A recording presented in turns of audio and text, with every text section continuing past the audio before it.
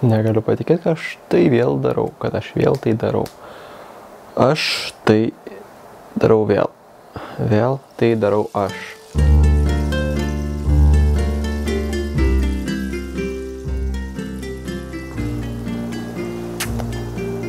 Sveiki. Mainexas. Mums reikia pasikalbėti. Eina.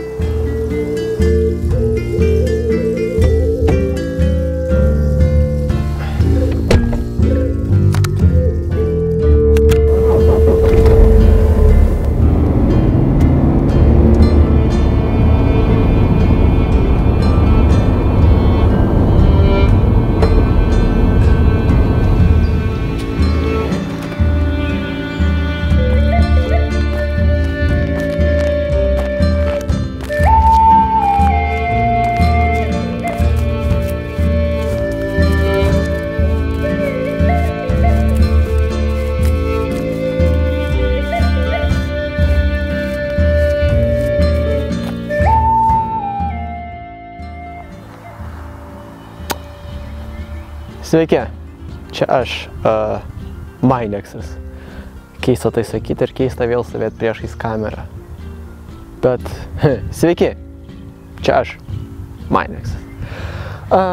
Pasiėmiau jūs šitą vietą, nes pagalvojau, kad bus gan simboliška. Kadangi mano vienas iš paskutinių video, kur kalbėjau tiesiai su jumis, kur kalbėjau tiesiai su jumis ir buvo pats paskutinis šitos vietos, tai pagalvojau, kad visai bus simboliška sugrįžti į šitą pačią vietą, kur mes vėl galėsime ramiai kartu pasikalbėti ir kur aš papasakosiu, pasiteisinsiu ir jo. Tai iš esmės šiandien noriu paliesti keletą temų. Tai būtų, kodėl aš dingau, ką aš veikiau šitos 4,5 metus, ką aš planuoju veikti dabar čionais šitam kanale ir kas jūsų laukia artimiausiu metu.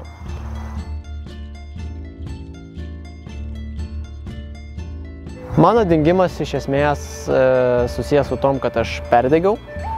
Be to, pačiai pradžioj, kai aš nustojau kurt, aš to net nesupratau. Tas atėjo greičiausiai man kažkur tik tais prieš pusę metus. Ir tas perdegimas buvo susijęs su Lifehackų patrulium, nes iš esmės tai buvo mano pirmas projektas, kur aš dariau kaip laidą ir dariau tai pastoviai. Ir pirmas sezonas buvo labai nice, jums patiko, man labai patiko. Antras sezonas buvo irgi labai good. Nu, pirmą sezoną, kaip aš galiu sakyti, kas buvo nice, nes ten buvo tik porą serijų. Ok, pradėkime nuo antro sezono, kur jau realiai viskas prasidėjo. Tai antras sezonas buvo labai geras, man viskas labai patiko. Po antro sezono ėjo pertrauka, kuomet aš galvojau, kaip tą laidą iškelti į naują lygį, dar geriau, dar kokybiškiau viską daryti. Ir gavosi taip, kad bandydamas cheisinti kokybę ir kažką naujo bandyti, aš padariau tik blogiau. Ir tai aš supratau jau tik trečio sezono filmavimo įkarštyje, tai kažkur, man rodos, trečioj serijoje. Ir tai buvo toks didelis disappointmentas kartu su nuovargiu jau to darimo šitos laidos, kad aš tiesiog pasakiau, kad ok, stoperni, viskas, aš nebenoriu. Ir gaus taip, kad, tiesiog, taip ir nustojau filmuoti, galvoju, reikia biškį pailsėti, kažką naujo sugalvoti ir pradėti vėl iš naujo daryti, kažką, tai kitko jau. Tai po šito viso mano disappointmento aš ir atėjau šitą vietą, kur sakiau, kad aš nežinau, ką aš noriu kurti. Tai tas mano nežinojimas užsitęsė ilgam. Aš, man rodos, pusę metų dingau iš YouTube'o visiškai ir grįžau su visiškai kardinaliai kitų kontentų. Tas kontentas buvo daug įdomesnis, daug kokybiškesnis nei viską kažkur jau prieš tai 8 metus, bet aš nepagalvojau apie vieną dalyką. Kad mano auditorijai tiesiog tai gali nepatikti ir gali būti neįdomu jai. Ir čia mes ateinam prie tos vietos, kad tas naujas kontentas reikalavo labai daug pastangų, daug laiko, daug daugiau negu Lifehack ar mano bet koks prieš tai kurtas kontentas. Ir aš negavau to feedbacko, kurio tikėjausi ir tai galutinai mane damušė ties tom, kad ką aš čia veikiu iš vis. Gal man tiesiog nereikia, nes aš pavargau, jau nebenoriu, nes nieks kaip ir feedbacko jokio negaunu normalaus. Ir jo, taip ir gaus, kad aš nusprendžiau, kad reikia pailsėti. Taigi, ką aš veikiau visus šitus 4,5 metų? Na, pradžiai pasibaigiau mokyklą, pakeliavom, tai buvo Kipras, Lenkijos kalnai, Slovenijos kalnai. Prasidėjo mano freelance karjera, susipažinau su Arina, mes ganėtinai greitai pradėjom draugauti. Atsirado Čioko, Maksas, o štai vat mūsų šeiminis portretas. Toliau ilgą laiką dirbau su Šarabanų kanalu, tai ten mes filmavom daug įdomių ir skirtingų dalykų. Vienas iš jų buvo Tomas myli Domą. Atvežiau piderastą. Nu nahui, rimtai? Tai vat, tada galiausiai aš supratau, kad aš noriu sugrįžti į YouTube. Esu koks tu nuobodus, Tomai. Tikri vyrai taip nedaro. Net tikri gėjai taip nedaro. Ir taip mes prieiname prie kito punkto, apie kurį aš šiandien noriu pakalbėti.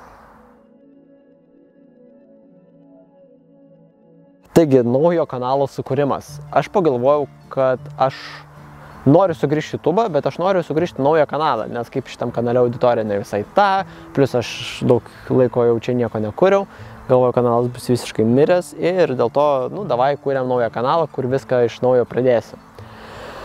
Sukūriau šitą naują kanalą, reuploadinau visus senus video tos tematikos, to kontento, kurio aš noriu dabar kurti ir nufilmau vieną naują video. Taip, jis buvo tik tais vienas. Kodėl? Paprasčiausiai studijuojant aš neturėjau laiko jau toliau tada kažką naujo kurti filmuoti, plus turėjau motyvacijos stokos vis dėlto, nes naujas kanalas, viskas iš pradžių, viskas sunku, dėl to, bet pagrindė buvo tiesiog dėl to, kad aš neturėjau pakankamai tam laiko. Tai va, tokia trumpa istorija mano kanalo, taip, aš jį reklamavau savo šitam kanale ir daug kur kitur, bet gaunas taip, kad tas kanalas atsidarė ir užsidarė ties naujų video. Ja. Nes aš pagalvojau, kad aš vis dėlto noriu sugrįžti į savo seną kanalą, į savo vieną iš pirmųjų kanalų ir į savo sėkmingiausią kanalą. Ir pagalvojau, kad bus kaip bus. Kas jūsų laukia šiame kanale dabar nuo šio video? Iš esmės, visas mano dabartinis kontentas, kurį aš kursiu ir į kurią pusę plėtosiu savo kanalą, tai yra pažintinis kažkoks toks kontentas. Tai iš esmės bus tie video, kuriuos aš kūriau pabaigoje šito kanalo. Tai šitie video buvo. Tai iš esmės video, kur aš pasakosiu įdomius, keistus, jums galbūt nežinančius dalykus, bet jie yra įdomus ir visokios istorijos ir panašiai. Tai kodėl aš tai kursiu, nes man tai labai yra įdomu ir aš noriu tiesiog pasidalinti su jumis kažkokiais įdomiais dalykais, naujais. Kontento planas. Koks yra pas mane kontento planas? Tai kol kas nusimatęs esu 4 formatus.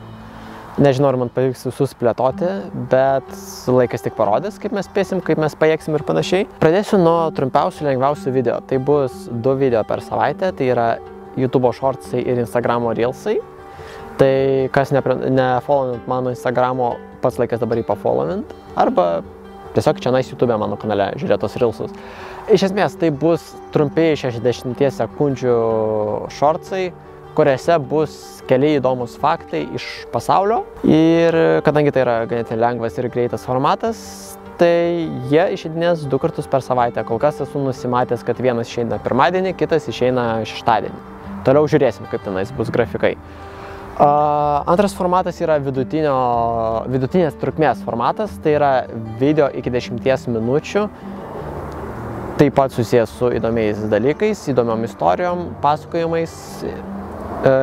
Aš esu užsibrėžęs, kad tokie video išeis 1 kartą į savaitę. Ar man pavyks sutilpti šitą grafiką? Nežinau, visiškai nežinau, nes dar nebandžiau ir dar net nenufilmavau, prisipažinsiu.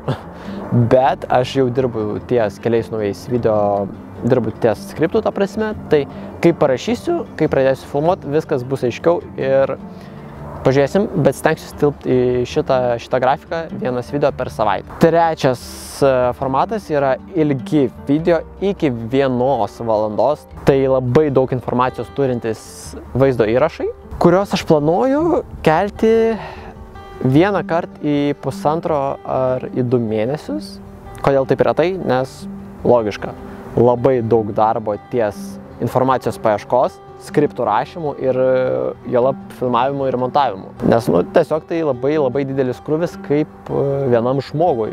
Ir paskutinis 4 formatas, kuris neturi jokio grafiko ir kuris išeidinės kaip pasiseks, tai yra ganėtinai, aš pavadinčiau tai gal lifestyle, bet tai nėra visai lifestyle'as iš esmės, nes tai vaizdo įrašai, kurie bus susiję su tema, kuri man įdomi, kur aš kažką veikiu, tai aš nežinau, aš jums tiesiog pasakysiu kaip pavyzdį, turiu mašiną, jūs patys ją matėte nesenai, ne? Yra daug idėjų, daug planų, kaip aš noriu pakeisti išvaizdą ir įvaizdį šitos mašinos. Tai visokie tokie dalykai, kur aš kažką keičiu joje, panašiai. Galbūt jūs kažką iš to video išmoksit, gal tiesiog linksmai praleisit laiką, nes iš esmės aš pats labai ten daug ko nežinau, tai kažką ir aš mokysiuos, kažką susižinosiu. Tai gali būti, tokie visi skirtingi video. Tai aš nesakau, kad tai bus vlogai, kur aš pasiimsiu tiesiog kamerą ir sakysiu, hei, sveiki, su jumis aš Minexas, šiandien mes važiuojame į Akropolį apsipirkti. Ne. Tokių video nebus mano kanale, nes tai man yra neįdomu, bet gal kokie vlogai iš kelionių ir panašiai. Ar DIY, ar kažkas tokio bus. Kiek ir kada, nežinau, tai viskas priklausys nuo aplinkybių. Ir pabaigai, dabar į šitą kanalą aš darysiu reuploadą savo naujai seno video iš to naujo kanalo, kurį aš jau uždariau. Tai iš esmės jo, tenais įdomi istorija, siūlau pažiūrėti iki galo, nes nostalgija yra tas dalykas, kurį aš manau patiriat kiekvienas iš jūsų. Aš dabar sustabdžiau video, nes iš patirties žinau, kad jeigu mirksiu raudoną lemputę ir kamera išsijungs, kai aš filmuoju, susikoruptinsi video ir mano 15 ar 20 minučių medžiagos tiesiog dings ir aš iš naujo neturiu laiko dabar tiek įrašinėti. Tai artimiausiu metu po kelių dienų, aš manau po 4, jūsų laukia reuploadas mano naujai seno video iš praeito kanalo. Video yra apie nostalgiją ir tai siūlau pažiūrėti, nes yra labai įdomių dalykų ir įdomu sužinoti, kaipgi ta nostalgija veikia, nes manau, kad ne vienas aš ją patiriu. Tiksliau, tai faktas, kad ne vienas aš ją patiriu. Papasakokite komentaruose, kas pas jūs pasikeitė per šitos 4,5 metų. Nes jeigu jums tada buvo 14, dabar jums 18, jeigu jums tada buvo 12, dabar jums 16. Ir jeigu jums buvo 8, dabar jums 12. Daug laiko praėjo, daug kas pasikeitė, tai man irgi bus įdomu išgirsti, kas pas jūs pasikeitė ir kaip pasikeitė mano auditorija. Taigi, ačiū, kad žiūrėjot, su jumis buvau aš Minexas, nepamirškit laikint, prenumeruot, subscribint, 2 kartus tą patį pasakiau, nevermind. Followinkit mano Instagramą ir ačiū, kad žiūrėjote ir iki greito, chebra, dabar jau tikrai. Iki, pau!